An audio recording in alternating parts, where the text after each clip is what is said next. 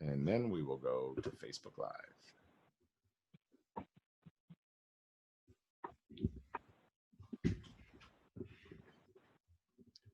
Welcome to Elevate Maryland, a podcast with Maryland focus and Howard County roots. My name's Tom Cole, and I'm here with my co-host, Candace Dodson-Reed.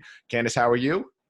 I'm good. We have storms looming in Ellicott City, so I know we're paying attention to that. We're back to 2 shows per week. It's exciting. We had a great show on Monday after a short hiatus, and this feels good.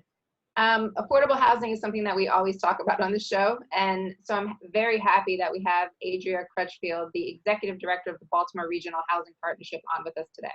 Yes, and as you know, housing, anything related to it, I love it, which for some people makes me a big bad guy, and that gives me energy and happiness to be the big bad guy when it comes to housing. But yes, we are back with 2 shows this week, and couldn't be more excited about this one.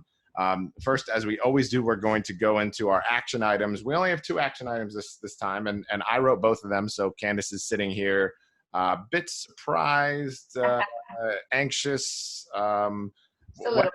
It's coming. So the first one is, I've been thinking about this a lot, and that has to do with equity in education during distance learning. Howard County Public Schools, along with many others, Montgomery County, Baltimore County, have all said, at least until January, we are not going to have in-person schooling.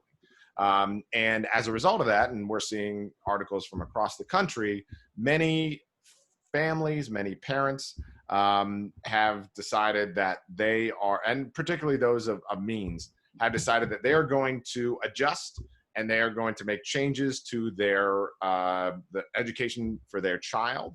And it is exacerbating inequities that we already knew were on the way. And that when they eventually come back to school, the students of wealthier families are going to have either kept up or at least not fallen as far back as those who come from lesser economic means. And the reason I put this as an action item is because I've been frustrated and a little bit hesitant to buy into what I would call sort of the progressive line on this, which is parents don't do any of that.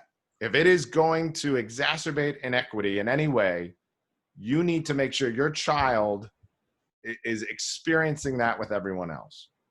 And I that's problematic for me for 2 reasons. One, it's not going to work. The reason why I say it's not going to work is because when you have 2 working parents in the home, as we do in most of these jurisdictions in Maryland and most higher income jurisdictions, you still are going to have some form of daycare. It is inevitable. You would have had daycare if they weren't in school. If they were 4 years old, you would have had them in daycare before. So you're going to do it anyway. So you're just going to feel guilty about it while you're doing it. And 2, I don't think that the means by which we address oncoming inequity is by trying to level down. I think the way we do it is by trying to level up. And that is maybe, self-excusing or too idealistic, but the action items that I'm proposing, because I've done some research into this, just because I've been grappling with it intellectually, is 1, in Howard County, we have the Bright Minds Foundation. The Bright Minds Foundation is Howard County's public education foundation where dollars go into, and the school system supplements its equity efforts through money that's raised through that. So I think it's critical that we support that. The second thing is that for every one of these pods, there needs to be an emphasis on making them equitable. And if your social network isn't already equitable to begin with, then you saying I'm not going to do it because it's inequitable, it really isn't moving the ball anyway. So if you are pulling these pods, and when I say pods, it means we're all going to be doing the class together. The virtual assignments are going to be done together as a group so that you still have that camaraderie, you still have that interaction, you still have that group learning. So if you're making a pod, try to make it equitable. And then the third action item is, if you are pursuing private school, if you are pursuing a preschool, a daycare for your child, see if there's a scholarship program. Don't send your kid there if there isn't one. If there's no scholarship program, that's not an equitable place. If there is a scholarship program, contribute to it. If you have the means to do it, lift more people up, provide more means to do it. My daughter went to the same nursery school I went to, Running Brook Children's Nursery, where about 20% of the kids there are either there on some form of scholarship or state subsidy. And so those programs exist out there. And so that's what I'm advocating for. I'm saying, if you are sort of being weighed under this guilt of, well, I can't do for my kid what isn't going to be available for someone else, let's figure out a way to make that available for more kids.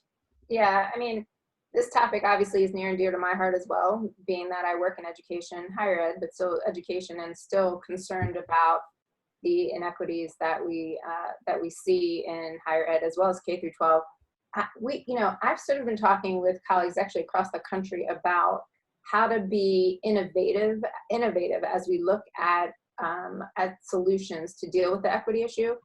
And so I guess what I'd like to advocate for as it relates to this is for folks to, and you mentioned some of the things that we could do, is for folks to think about different ways that we could deliver education, different ways that we could look at connectivity issues. We had Gigi San on, and we know that there's a digital divide and that's real. And so let's look at partnering with organizations, partnering with businesses, or even partnering with the community to look at different ways. We had the folks from Oakland Mills Online on. That's an innovative approach to how we deal with some of the inequities, and they're I'm sure looking at how that would continue into the fall. And so I just encourage folks to think, it's cliche to say to think outside the box, but whatever. Like, we're in a time where you've got to think about different ways of doing things that we've done for years and years and years to deliver education. John King talked about this a bit on the show as well.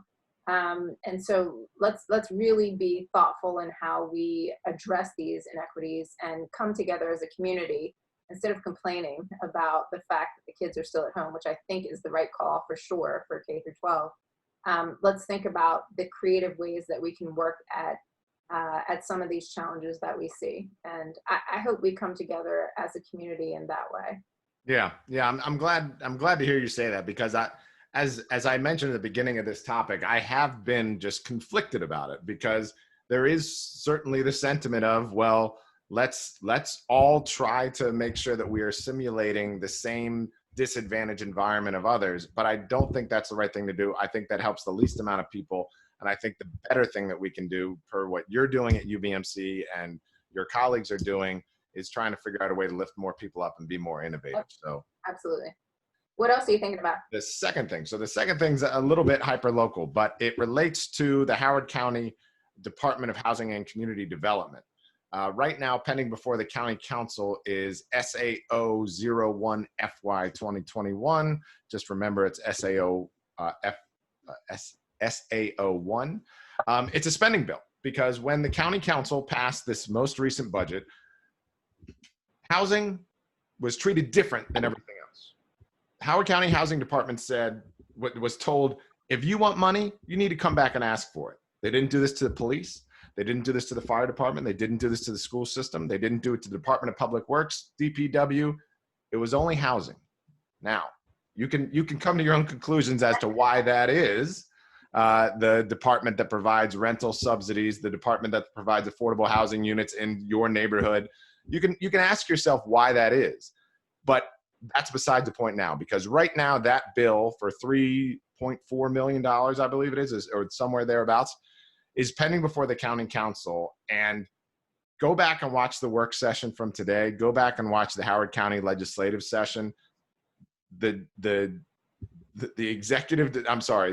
director of the Department of Housing is getting drilled. She's just being torn apart, and all she does all day is help people that are housing insecure find housing. Yet she has been made to go hat in hand to this council and ask for money for what she does, and is being raked over the coals for what she does. And so what I'm asking all of you to do, what I'm proposing, that if you're listening to this podcast, you live in Howard County, what you do is you reach out to your county council person and ask them to support SAO1, because it's unconscionable. This is terrible. What is happening is terrible. The housing should not be treated this way, yet it is. And it's treated uniquely for reasons that I'll let you come to on your own. But if you support these issues, if you want to see people put in safe, secure, and in many cases permanent housing, then please support SA01. The only thing I have to add to that is that we have talked over and over on this show about the 5,500 unit shortage in this county. So fully fund the Department of Housing. That's all we got to add. All right, let's invite our guest on. All right, with that, I'd like to officially welcome Adria Crutchfield to the show. I'm sorry, I'm going to get this right. Adria. Adria. Correct. All right. Adria Perfect. is an affordable housing and community development leader with public service experience that spans federal, state, and local government legislative and executive branches. Since February of 2019, she has served as the executive director of the Baltimore Regional Housing Partnership, dedicated to helping families escape poverty through access to high-quality housing in areas with strong schools, low crime, and ample job opportunities. Immediately prior to joining BRHP, Adria served as chief of staff at the New York City Department of Buildings, and prior to that worked as the senior advisor to the executive vice president for capital projects at the New York City Housing Authority, the largest public housing authority in the country. In this capacity, she supported the day-to-day operations and management of 400 employees, responsible for planning, designing, and delivering a $2 billion 5-year construction program. Adria is a graduate of Washington University in St. Louis, where she studied architecture, and American University, where she earned her master's in public policy. Welcome to the show. We're thrilled to have you on. Thank you so much. It's great to be here. Sure, of course. We love stories, and we love to open the show by having our guests tell their stories. And so please tell us your story and how you got involved in this work. Sure. So my story starts honestly with my upbringing, my own personal experiences as a kid. I was a daughter to a single mother. She was a white woman living in the Midwest, and she was in an interracial relationship with a Black man. And there I was exposed to racial discrimination very early on, and from family members. And so that definitely shaped and opened my eyes, I think, honestly, earlier than one might hope, in terms of being exposed to just injustice in the world. Additionally, she struggled economically. She had to work 3 jobs to support her 2 daughters. And you know, seeing the economic struggles also stuck with me. She was a big proponent, an advocate for strong education. And so that was a priority for her 2 daughters. And I attribute that priority and some strong educators in my life to helping to shape my path. I eventually went to school and studied architecture, as you mentioned in my bio. But it was there, my freshman year of college, that I took a course called Community Building Community. And I was exposed to the issues that, social policy issues that surrounded different circumstances of where people lived. And so we were, for instance, visiting communities in downtown St. Louis, the former Pruitt-Igoe site before it had been completely demolished, for example, and how that was constructed, and right across the street was a multi-million-dollar sports stadium, right? And what did that mean for the people living in that area? We studied some of the more established suburbs of the St. Louis area, and then we also examined some of the exurbs and engaging with the stakeholders. Again, outside of the classroom, we were meeting with council people and folks that lived in these communities. That really shaped me in terms of wanting to focus more on policy and less on design. And so absolutely understand how design can definitely influence one's lived experience as well in a positive way. But really wanted to focus more on how our policies were impacting people's lives. And I stayed with the major, but I ultimately then ended up in Washington, D.C., exploring a path in government. And that wasn't something that, you know, career counselors had really advised during my upbringing. I think that's changed a lot. And I ultimately did go on to get my master's in public policy. But I was exposed to the government side and things at a pretty young age. I was in Washington, D.C. for a number of years. So working on Capitol Hill and then at HUD, and wanted to ultimately be, I think, a little closer to direct impact. It was great to get that 30,000-foot view. It was great to understand how bureaucracy works and figure out how to navigate in that. And I definitely got an up-close personal view of some of the government dysfunction that I think we're all kind of dealing with at the moment. So from there, I went to work for local government in New York City, and that was a great experience, but eventually wanted to leave the public sector and found this opportunity in Baltimore with the Baltimore Regional Housing Partnership in 2019, and I'm so thrilled to be with the organization and again, having a direct impact on folks' lives who are often, not thought of, they're not put at the forefront, and they absolutely should be. I think we're at a time right now where that's starting to become even more evident. But yeah, it's great to be working here locally and getting to see the fruits of our labor, the direct impact we have on 4,300 households here in the region. So that then leads to the question, why don't you tell our listeners a little bit, what is the Baltimore Regional Housing Partnership? What is your footprint? And what is just the breadth of your mission?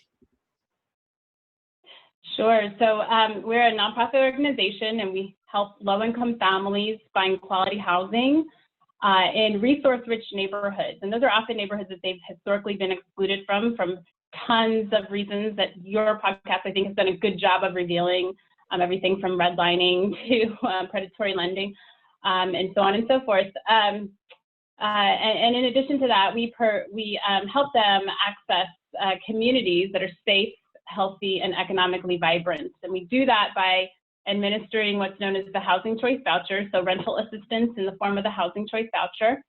And we couple that with housing counseling support. And the housing counseling that I think we're most commonly used to hearing about is typically for homeowners. We provide housing counseling for renters.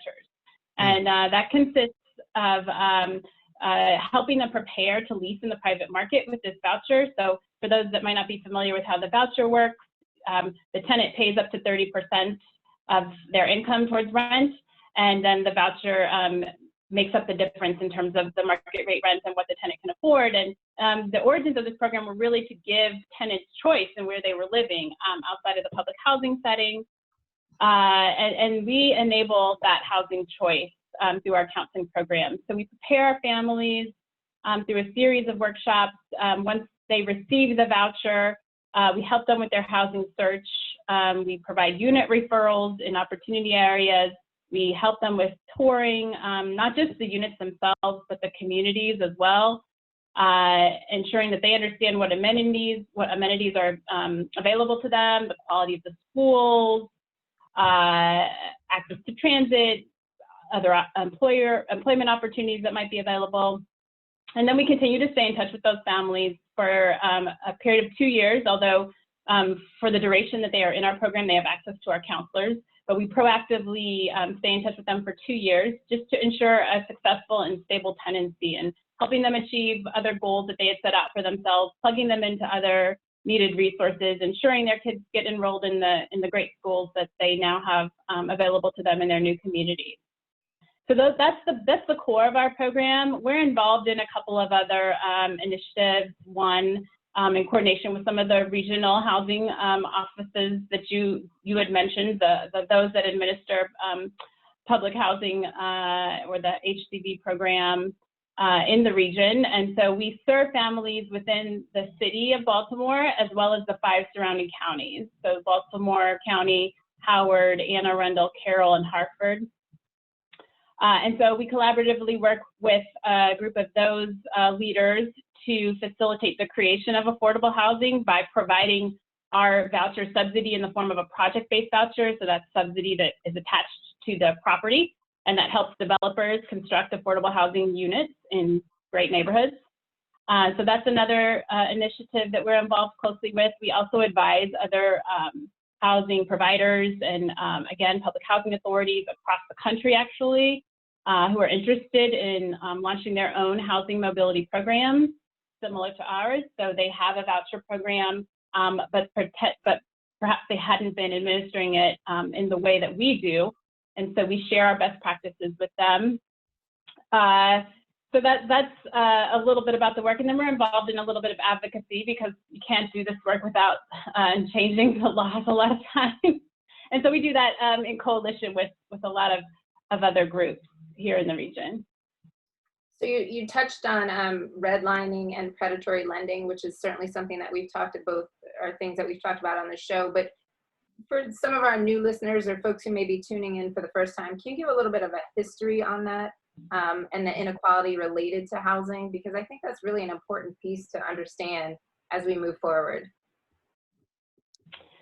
Yeah, and you know, I feel like Tom is well more versed in the chronology and timeline of the actual history, but just the high level. I believe Baltimore City was one of the first cities in the country, or the first, that codified segregation into their residential laws, and so Black folks were restricted from really living where they wanted to live, and not just in the private market, but also by the government. And if I could speak maybe just a little bit to the history of this organization. So this organization has its origins in a fair housing lawsuit brought by public housing residents against HUD in the city back in the mid 90s.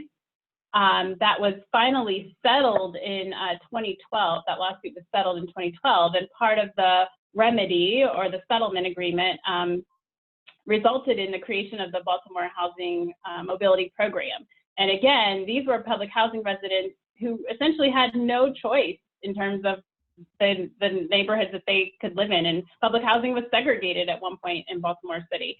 And so this ameliorates to some degree, not to the full degree, but it is definitely one tool that's been used to help ameliorate and give families the choice, and not just the choice, but to empower them with the education that might be needed, assisting them in repairing credit, helping them to build a credit record if they don't have one, helping them put together a budget, things of that nature, helping them to understand what the difference might be between living in a walk-up brick, public housing site here in the city versus living in an attached townhome out in the suburbs that has a front yard and a backyard, and maybe some different levels of maintenance needs and so on and so forth. So we've been doing that, administering that program since 2015, and again have helped over 14,000 people to access resource-rich neighborhoods of their choosing.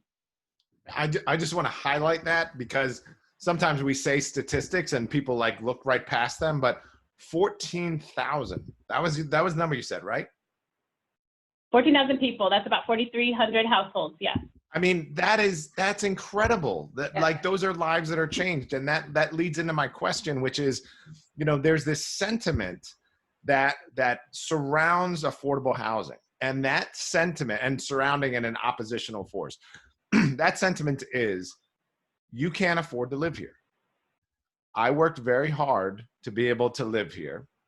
I'm rooting for you. I hope you can get here one day, but I've gotten to the top of the ladder, and I'm sorry, and you're just gonna have to work just as hard as I, and there's plenty. I looked up on Zillow and I found plenty of places that you could live with your income. They're not here, but there are plenty of places where you could live, but you can't afford to live here. So the question is why is affordable housing important in neighborhoods that are of a higher socioeconomic strata with more expensive housing units? Why does the Baltimore Regional Housing Partnership have to exist? Well, there's a couple of points I want to make in response to that. One, I just want to go on the record to state, and this is a common misconception about folks who are of low income or folks that have housing choice vouchers. They work. For the most part, if they are able to work, meaning they're not seniors, they're not disabled, but the bulk of who we serve are families with children, and 63% of our families are wage earners.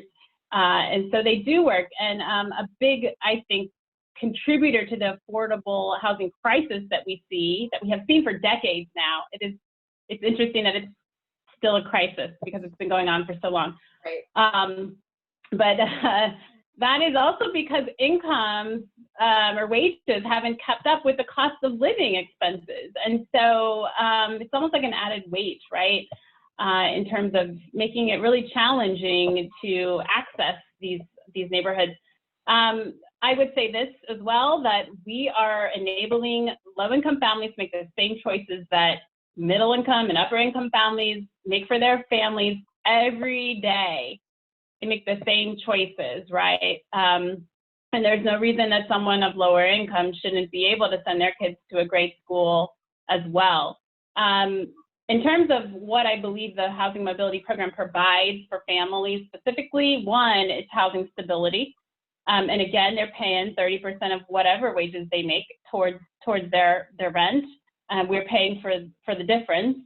And that housing stability gives heads of households a peace of mind, right? And enables them to then be able to kind of focus on other aspects of their lives. Additionally, we're preparing folks again to enter the private market with our counseling program through a series of workshops. And these communities that we're talking about that, again, folks have been excluded from historically are often where the best schools are, where the lowest poverty rates are, where the crime is lower, where there might be more job opportunities. We also believe in diversity and believe that these communities need to be diverse. There are tremendous benefits in terms of living in a diverse community for all of us.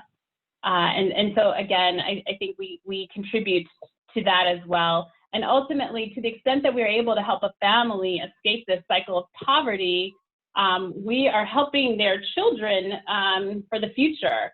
There's been studies by an economist out of Harvard, Raj Shetty, may be familiar with some of his work, but he partnered with the Seattle and King County housing authorities out in Washington state to examine, set up a controlled trial of what happens when you provide this housing counseling to a voucher holder family, and what happens when a kid who's maybe age 8 or younger moves out and has a 12-year stay, perhaps in a high opportunity neighborhood. What happens to their lifetime earnings? The impact is great.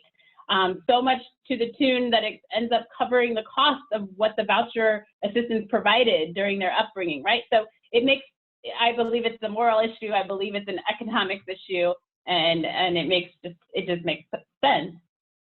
Yeah. So housing inequities are being further highlighted by the pandemic. So our question is, how has COVID-19 shifted or impacted your work? And also, how can folks interested in housing equity support your work? So a two-part question. Sure, yeah. COVID has impacted us, just like I'm sure it's impacted you all and all the listeners. We have been fortunate enough to be able to take most of our operations remote, and we continue to pump out the $80 million annually in subsidies to private landowners to ensure that our families stay housed within the region. Our counseling continues as well. We've taken a lot of our workshops and workshops online, the platforms such as Zoom and other things, and we've seen great attendance in those, and so our families are still able to access that information that way. We're also doing one-on-one counseling visits that we would have done perhaps in the homes through the phone and video conferencing apps. So in that way, we've definitely had to shift our work, and I have a tremendous team that helps get this work done day in, day out. And their agility and flexibility has also really helped us navigate this tremendous time. In terms of the impact on our families, for sure, it has caused, I would say, the economic downturn as a result of being so inadequately prepared to address the pandemic, has caused job loss for a lot of our families. I think about 50% is what we've seen as of late. And to the extent that they did see a decrease in income, they're able to let us know about that, and we adjust the subsidy accordingly. So in that regard, they are not losing their housing, which I think is a great component of the voucher program generally.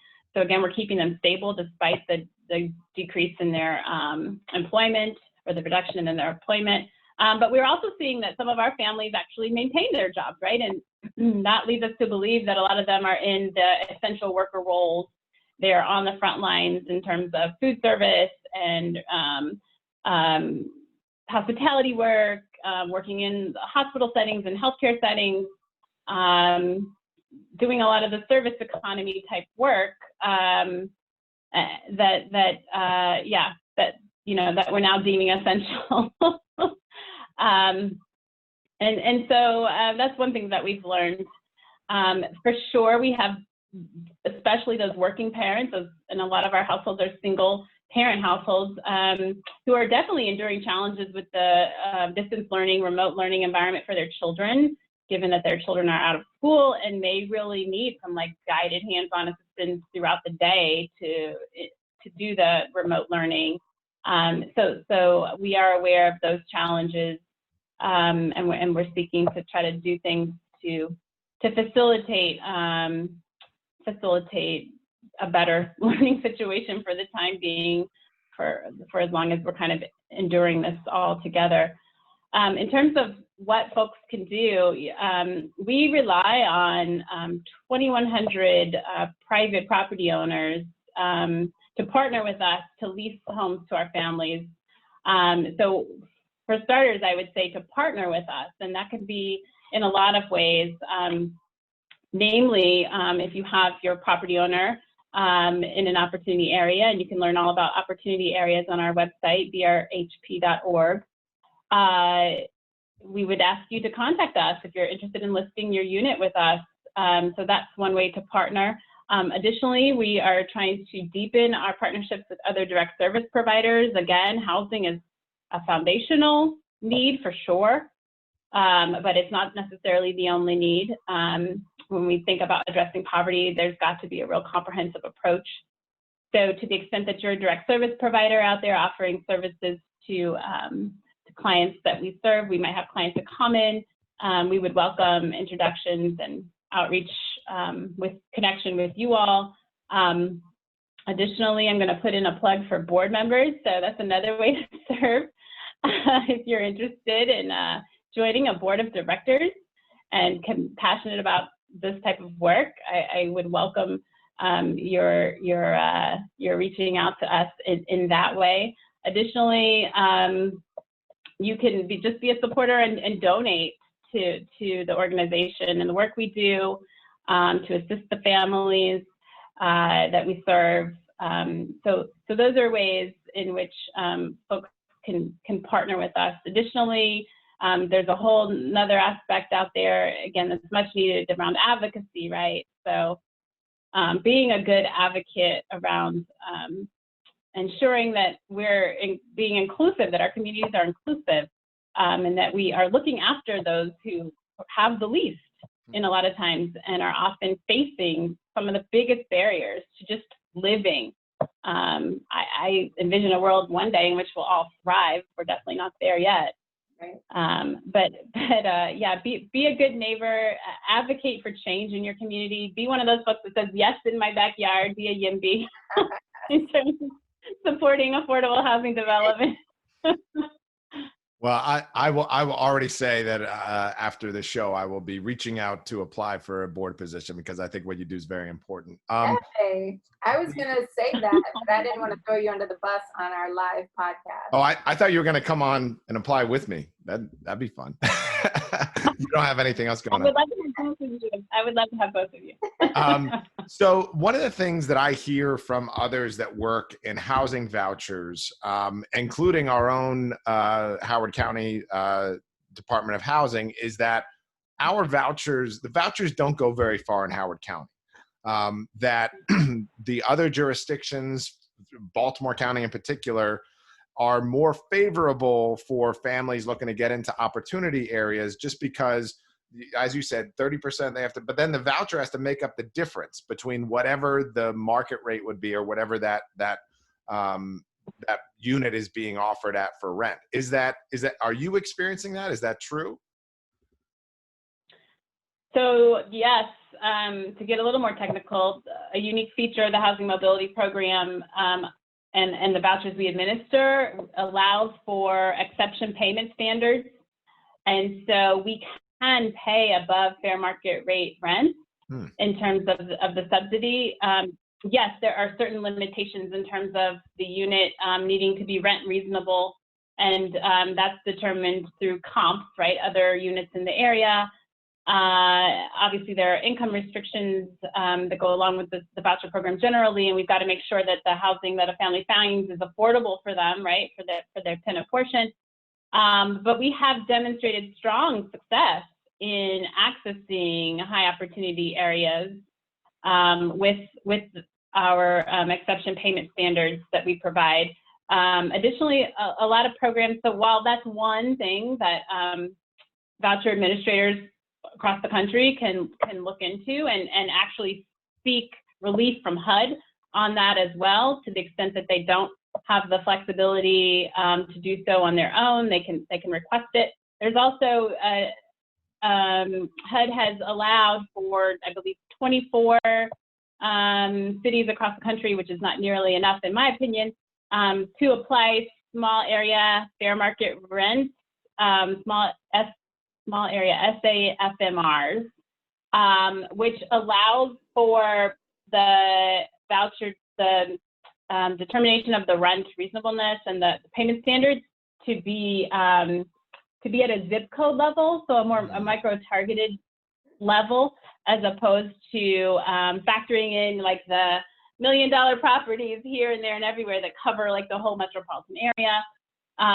So that is another way to try to address what you're getting at. But I think we've got to think even bigger than that, just the fact that, again, why is housing so unaffordable? And to the extent possible on the development side, on the hard unit side, how can we, either through zoning law changes or tax code changes, what can we do to facilitate the creation of affordable housing so that it is not so unattainable?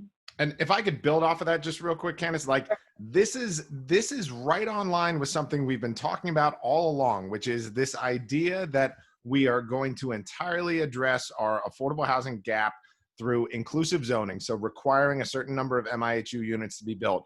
That is so important. We should keep that as a baseline, but that doesn't check the box, because you have entities such as the Baltimore Regional Housing Partnership that is coming in and participating as a market participant. And whatever money they're having to pay, that's coming out of the money that they have limited resources to provide, and even if they're working with HUD. So I'm so glad you raised that point, because we cannot just address affordable housing by having these certain segment of units, which are limited in most neighborhoods to 10% and fee in lieu, and saying, and the rest is just market rate, and that can go as high as we need to go. So we're going to put additional regulations, surcharges, whatever we put on top of it, that our guest has to pay that. Like the vouchers have to pay for that. And it's there's just so much ignorance around this topic. So I so appreciate you giving that explanation. And is that I would add one more thing. Oh, go ahead. I was just gonna say, is that what's next? Is that what advocates, elected officials, housing experts, is that what folks should be looking at as sort of the future, like where we're headed?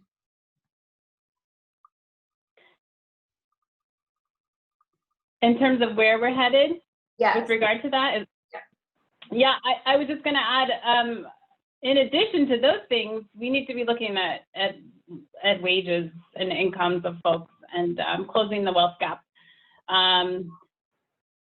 So creating a living wage, or thinking through things about like a universal basic income, which we're kind of seeing experimentally in the form of this additional CARES Act funding unemployment benefit, right? The additional $600 that families were allotted. So yeah, I think we've got to be thinking way bigger, way bolder. I'm always going to advocate for the expansion of the voucher program. So again, the current program only meets the need of like 1 in 4 people, even though there are way many more people that would be eligible based on their low income. And so we absolutely, everyone should be calling for Congress to really fully fund that program to meet the true need We should expand that program. And then I think we should look at different models, or models like BRHPs, that demonstrate the ability to administer those vouchers in more innovative ways, and ways that help families with economic mobility as well. So we're not just, providing a roof over their head. We are trying to help them in other ways. And to the extent, and we see this in our program every year, to the extent that families graduate from our program, right? So their incomes have grown over time to the point where they can fully afford the full rent, or they choose to pursue homeownership, for example. We want to create the ability for a stable path for them economically, and then take that voucher and give it to another person on the wait list. The wait list at our organization, we maintain our own wait list, as well as a lot of the other housing authorities in the region. They're closed because there are thousands and thousands of households on them that we simply cannot reach.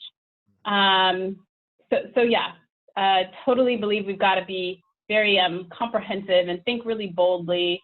And I think the COVID pandemic has really brought that to light in terms of folks' demands of wanting a better quality of life than what we have. Yeah. Are we gonna have some fun with our Elevate 8 now? Let's do it. Elevate 8. It's about that time. It's on you. I asked the last question. Oh, well, okay. I thought it was a follow-up. What was the last book, movie? I see you're looking at notes. I think you came prepared. What was the last book, movie, and music recommendation you made to a friend or family member? Tom, I mentioned I listened to your podcast. I know, and we love it. Like, there are people that come on and say, like, yes, I listen to your show, and then we ask the first Elevate 8 question. They're like, what? Where did this come from? Why are you asking me about a movie? What? Yeah, I told my team member, Tiffany, I was going to get clowned if I wasn't prepared. So she has to tell me well. But in terms of a book that I'm reading right now, Pleasure Activism by Adrienne Marie Brown. Ooh. It's a really interesting take on how to also remember that there is joy in the struggle as we strive for change, and the need to really tend to those needs, and to be very imaginative around what the future could be. Not everything has to be framed in terms of a fight, although that's kind of like the natural place we go. Right. So that's been a really enjoyable book so far. In terms of making a recommendation around music, an artist by the name of Baby Rose. Ooh. So I learned about her through, she's on the Insecure, which comes on HBO, I believe, the Insecure soundtrack. And she was on NPR's Tiny Desk recently, which I'm a huge fan of. So I've recommended her to others. And then movie, I'm big into documentaries. What was the name? Baby Roach? Baby Rose, like the flower. Rose. Okay. Candace. I was like, Baby Roach, wow. It sounded like one of the rappers that my kid listens to, so I was trying to clarify. I was like, Baby Roach, what? Okay, sorry about that. No, she's a very sultry singer. Great. And then check her out. Yeah, and then the movie, Crip Camp, a really good documentary. Oh, I've heard so many good things about this. I recommend it. It's on Netflix, right? Yes. All right, and sorry, give the description. I stepped on your answer. Oh, it's about a camp that was offered for disabled kids. It started back in the 50s originally in upstate New York, and then really transformed during the 60s and 70s, and helped launch the disability rights advocacy work. Wow. That has led to like the creation of the ADA. But it's a really great documentary. Nice. I'll definitely take a look at that. What's the most unpopular, benign opinion you hold? I feel like this was not that original, so you've probably heard it before, but mustard over ketchup. No, we haven't had that one yet. I don't think we've had that at all. Mustard over ketchup. I don't agree, but okay. Yeah, I mean, there are people that feel very strongly about this, especially, I mean, you're not even just saying like just the hot dog realm. You're like broadening that, like mustard everywhere. Okay. Yeah, I'm more into like the the savory, the pickled, the salty. It's over probably better the for you sweet. too, because I heard like a little thing of ketchup has as much sugar as a donut. I read that the other day. I can't stop thinking about it. So now you That want. sounds crazy. Wow. What podcast are you listening to? Yours. There we go. Correct And answer. I love How I Built This by Guy Raz on Yes. NPR. He interviews a lot of entrepreneurs. It's a great podcast about leadership and making it through challenging times. And then another fun one that's more about pop culture and the Black experience, but it's called Around the Way Curls, hosted by two best friends out of Philadelphia. Yeah. Cool. That is on my list. I just really started getting into podcasts. I know that sounds crazy, but just really I started. cover my ears every time you say that. So I know, but whatever, it's the truth. What's the best meal in Maryland? Best meal. I don't know if this constitutes as a meal, but the small place at Bluebird in Hamden. So Yes. it's like a cocktail bar with small plates, and I believe it's closed. They might be doing carry out. I actually don't know. They don't really have a setup for like sidewalk seating, unfortunately, or at least not yet. But I love that whole space, that whole vibe, great cocktails, great food. I have heard good things about that. What activity or hobby have you rediscovered during quarantine? I have started to cultivate life in my apartment through plants. Ah. So I'm trying to keep a bunch of plants alive, and I've acquired quite a few of them. And so that's been fun. It's been really fun. Yeah. Good. Funny, So that's my hobby. I just read this article about Black women in plants, and I was cracking up because I'm doing the same thing. If I find that, I will have to send it to you. It was like, kind of tongue in cheek, but it was hilarious. It was perfect. I was like, wait, are they talking about me? What's the best advice you've ever received? That one's a little tougher. Some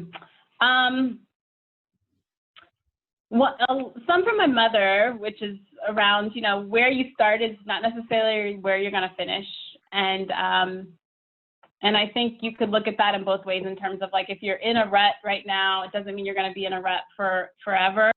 And additionally, don't take things for granted, right? So you might be here today and somewhere else tomorrow. And so that's been good advice that has stuck with me for a long time. What has been your biggest challenge or failure, and what did you learn from it? So I won't call this a failure. It definitely was a challenge, but honestly, relocating after 5.5 years in New York, where I had a really strong friend network, to Baltimore, mid-career level, that was a challenge. And I just, not that I didn't know this going in, but I really miss my friends, like the people that really knew me well. And I also have a friend base for sure in DC, which was also one of the reasons that moving to Baltimore didn't seem, that difficult in terms of starting again. So I'm really blessed to have those good friend bases in both those cities. But yeah, cultivating deep friendships, that's hard to do, where people know you authentically and you know them. And so, yeah, I've I don't know, I guess you just become more resilient, and I'm still very open, right? Still very open about creating new friendships for sure, because they're just so important to, I think, anyone's overall experience.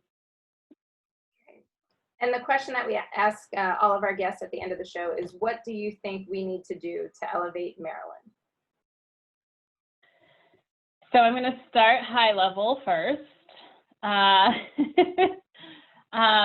Again, I've mentioned some of this in my earlier comments, but there is a need for advocating for legislative solutions that are going to bring about more equity, and so whether that be universal basic income, whether that be calling for the expansion of vouchers, a national voucher program that serves everyone that's eligible, for example. Our own senator here in the state, Senator Van Hollen, has introduced a bill that I would love to see moved to expand housing vouchers specifically for mobility purposes and helping voucher holders access opportunities of areas of opportunity. So those are some ways in which I think we could elevate the state. I also would say there's a big need for infrastructure, but specifically transit investments. We got to find a way to bring back that red line. I heard Governor Hogan was asked about it, I believe, by someone on The View. The View. By Sunny Hostin, yeah, I think he was like blinking SOS the whole time. He's just blinking like crazy. Thought he was gonna take off. But I so appreciated that because it was so detrimental. That's a huge loss in terms of equity and economic development and all kinds of other things. So I would love to see transit investments as a way to elevate the state. And then, you know, at a local level, be a good neighbor, right? Like, know your neighbors. I think this whole time has made us realize, like, even though we're far apart, we really only got each other to rely on. And so to the extent that you can check in on neighbors and know them and advocate for them and welcome them, I think that would make us all a better place. That would make the state a better place. So. Yeah, I mean, as you were talking about coming down and having to create a new network, I was like, in pre-COVID times, Candace and I would be saying, we're going to get you together with all of our Baltimore friends and, you know, expand your network. And now it's like, well, we could do another Zoom that maybe we don't put on Facebook Live and introduce you that way. But I think that's very well put, because as I say to younger attorneys and younger people that I work with, your network is your resume. It is much more important who you have relationships with than necessarily where you went to school. So I'm glad you raised that point. This is and I totally welcome introductions. So keep me posted. Yes, we will definitely do that. When Tom is on your board, we will even do that. And so yes, we will definitely do that. We have to give a shout out too to Tiffany, who reached out, and we appreciate her persistence in making sure that we got this done. We had a time when we were doing like back-to-back shows, and so Tiffany, if you're listening, thank you for doing that. Yeah, Tiffany's awesome. Yeah, she is awesome. This has been a great show. Thank you so much for joining us. Such important work that you're doing, and please let us know how we can be helpful. Yes, and this was wonderful. Thank you so much for having me. All right, thank you. Take care. All right, we are off of Facebook Live, and